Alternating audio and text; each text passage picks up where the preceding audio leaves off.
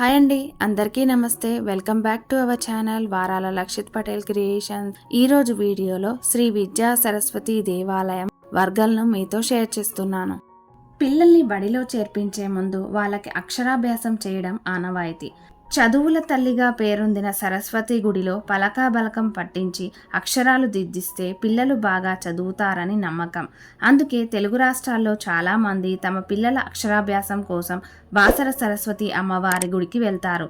అంత దూరం వెళ్ళలేని వాళ్ళు హైదరాబాద్కి దగ్గరలో ఉన్న వర్గల్ సరస్వతి గుడికి వెళ్తారు. ఈ ఆలయం తెలంగాణ రాష్ట్రంలో సిద్దిపేట జిల్లాలో వర్గల్ గ్రామానికి సమీపంలో ఉన్న ఒక కొండపై ఉంది. ఈ దేవాలయం అధిష్టాన దేవత సరస్వతీదేవి. ఇదే కొండపై అనేక ఇతర దేవతల ఆలయాలు ఉన్నాయి. అవి శ్రీ లక్ష్మీ గణపతి ఆలయం, శనైశ్వర స్వామి ఆలయం, శివాలయం, కళ్యాణ వెంకటేశ్వర స్వామి ఆలయం. ఈ ఆలయంలో ప్రతిరోజు నిత్యాన్నదానం నిర్వహిస్తారు. చాలా కుటుంబాలు తమ పిల్లల అక్షరాభ్యాసం కోసం ఈ ఆలయాన్ని సందర్శిస్తారు. ప్రతి సంవత్సరం ఈ ఆలయంలో వసంత పంచమి మరియు శరన్నవరాత్రి ఉత్సవాలు ఘనంగా జరుపుతారు.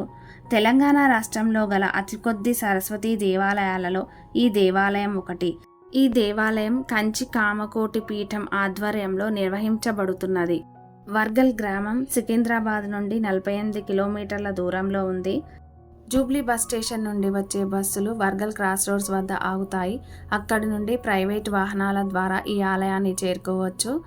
ఆలయం అవుట్ సైడ్ వ్యూ పచ్చని ప్రకృతి అందాల మధ్య ఎంతో ఆహ్లాదకరంగా ఉంది. ఆలయం వెలుపల పిల్లలు ఆడుకోవడానికి చిన్న పార్క్ ఏర్పాటు చేశారు.